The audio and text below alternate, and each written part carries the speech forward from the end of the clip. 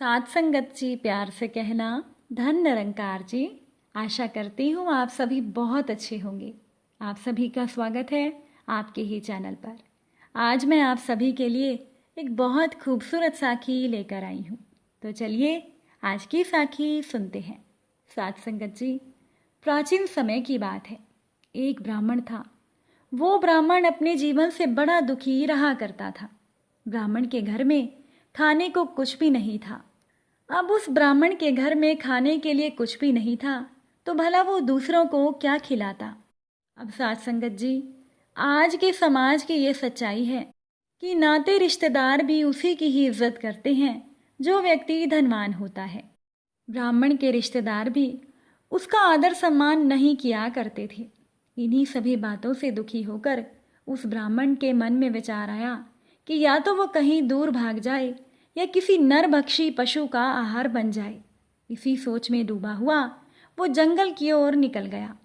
अब जंगल में शाम होने को आई। वो ब्राह्मण एक पेड़ के नीचे बैठ गया।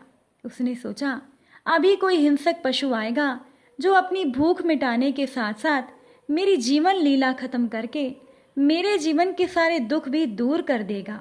उसी समय ब्राह्मण ने देखा कि सामने एक गुफा में से एक शेर निकला है।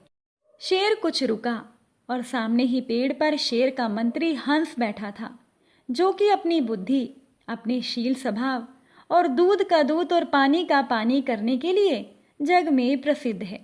शेर ने अपने मंत्री से कहा, आज तो शिकार खुद ही सामने आ गया। हंस ने ब्राह्मण की ओर देखा और सोचने लगा, पता नहीं ये कौन सा दुखी आदमी है। हंस ने सोचा कि शेर ने तो आज तक कितने ही जीव मार डाले हैं, क्यों ना आज मैं इस ब्राह्मण को बचा लूं। यही सोचते हुए हंस ने शेर से कहा, महाराज, ये ब्राह्मण आपका कुल पुरोहित है। ये आपको ढूंढता ढूंढता यहाँ आया है। आपके पूर्वज इनका सत्कार किया करते थे।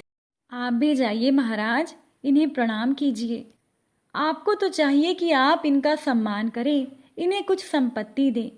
ये ब्राह्मण भी याद रखें कि ये आपके पास आए थे। शेर को अपनी मंत्री की बात अच्छी लगी। शेर अपने मंत्री की बात मानता भी था। शेर झट से ब्राह्मण के पास गया, ब्राह्मण के पांव छुए और उन्हें अपनी गुफा में ले आया। शेर ने ब्राह्मण की आवभगत की, फिर एक जगह दिखा दी जहां से धरती खोदकर ब्राह्मण ने दौलत पाई और शेर से अनुमति लेकर ब्राह्मण अपने घर लौट आया। अब धन दौलत मिल जाने से ब्राह्मण की दरिद्रता खत्म हो गई। उसका रहन सहन भी अच्छा हो गया। घर में पशुधन धन धान्य आ गया। अब वो प्राय शेर के पास जाता और हर बार कुछ न कुछ धन लेकर ही आता था। इस प्रकार ब्राह्मण काफी अमीर हो गया। एक दिन ब्राह्मण की पत्नी ने कहा कि तुम रोज कहते हो हमारा नया यजमान बहुत अच्छा है, कभी उसे अपने घर तो बुलाते। और इस महीने तो यजमान अपने गुरु के घर का अन्न खाते हैं, तुम भी अपने यजमान को निमंत्रण दो। ये बात ब्राह्मण को अच्छी लग गई और वो शेर के पास गया और उसे खाने का न्योता दिया। शेर ने कहा, ब्राह्मण महाराज रहने दो, हम तो जंगली जानवर हैं, हम तो अंधेरी रात में ही आ सकते हैं, तुम्हें बड़ी असुविधा होगी। पर ब्राह्मण ने आग्रह किया और शेर ने उसके घर जाना स्वीकार कर लिया। एक दिन ब्राह्मण शेर को अपने साथ ले आया। ब्राह्मण ने अपने इस विचित्र यजमान की बहुत कद्र की, बहुत आदर सम्मान किया। ब्राह्मण की पत्नी ने भी बहुत सारे पकवान बनाए थे। जब ब्राह्मण की पत्नी ने शेर को देखा तो पहले वो डरी, फिर घबराई, फिर उसे समझ नहीं आया कि क्या किया जाए। ब्राह्मण ने पत्नी को समझाया कि ये कुछ नहीं कहेगा, डरने की जरूरत नहीं है, इन्हीं की कृपा से हमारे दिन फिरे हैं। जब शेर भोजन के लिए बैठा तो ब्राह्मणी ने अपनी नाक कपड़े से बंद कर ली।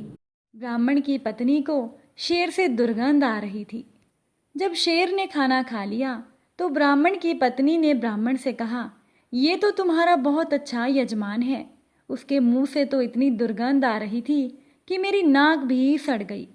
अब शेर ने यह बात सुन ली और धीरे से शेर जंगल के लिए निकल गया। कुछ दिनों के बाद ब्राह्मण फिर से शेर के पास गया तो ब्राह्मण ने देखा शेर के तेवर बदले हुए थे। शेर ने कहा, पुरोहित जी, ये लो खड्ग और मारो मेरे सर पर। ब्राह्मण ने शेर से कहा, क्या बात है, आज आप ये कैसी बातें कर रही हैं? शेर बोला, नहीं, आज तुम्हें खड़ग का वार करना ही पड़ेगा। ब्राह्मण ने कहा, मुझसे ये काम नहीं होगा। शेर गरजा कि देखता हूं तुम ये काम कैसे नहीं करोगे। ब्राह्मण डर गया। उसने खड़ग उठाया और धीरे से शेर के सर पर लगा दिया। धार तेज थी, शेर का खून बह निकला। ब्राह्मण हैरान हो गया और अपने घर लौट आया। कई दिन बीत गए। अब ब्राह्मण डर के मारे उधर जाता ही नहीं था। ब्राह्मण ने समझा कि शेर पागल हो गया है, पता नहीं उसका क्या हाल होगा, और अगर मैं उसके पास गया तो ना मालूम वो क्या कर दे। उधर शेर के मंत्री हंस को भी किसी शिकारी ने मार दिया। शेर ने कोए को नया मंत्री बना लिया। अब कोए ने अपनी मति के अनुसार शेर को सलाह दी और अपने ढंग पर शेर को चलाया। कई महीने बीत गए। ब्राह्मण का धन खत्म हो गया। उसे कुछ धन की जरूरत आन पड़ी। अब ब्राह्मण ने दोबारा शेर के पास जाने की सोची। एक दिन ब्राह्मण जंगल की ओर गया। शेर की गुफा के बाहर पास के पेड़ पर कौआ बैठा था। अब कौए ने ब्राह्मण को देखकर कांव कांव करना शुरू कर दिया और शेर को सूचित कर दिया कि जल्दी करो, शिकार आ गया है। शेर ने बाहर आकर देखा कि उसका अपना पुरोहित है। शेर को हंसी आ गई।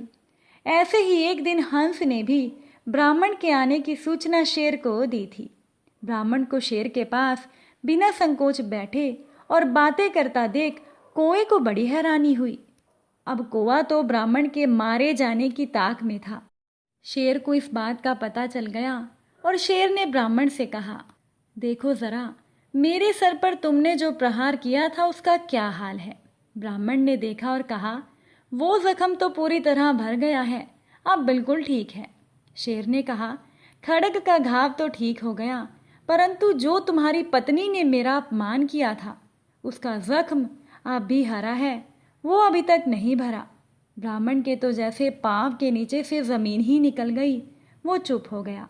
शेर ने कहा, डरो नहीं, असल में बात तो ये है, हंस थे जो चल बसे, काग बने दीवान, जाओ ब्राह्मण घर अपने, शेर किसका यजमान। शेर ने कहा, पता नहीं ये कौवा क्या पाप करा दे, अब तुम यहाँ मत आना। ब्राह्मण ने सोचा, जान बची लाखों पाए। फिर तो ब्राह्मण को जब भी धन की जरूरत भी पड़ी तब भी वो शेर के पास नहीं गया। साथ संगत जी, चोट का जख्म तो फिर भी भर जाता है, लेकिन अगर कोई अपनी बातों से, अपने व्यवहार से किसी का दिल दुखा दे तो ये जख्म कभी नहीं भरा जाता। आपको आज की ये साखी कैसी लगी कमेंट करके ज़रूर बताइएगा। आप सभी से फिर मुलाकात होगी एक नई साखी के साथ। साथ संगत जी, प्यार से कहना, धन निरंकार जी।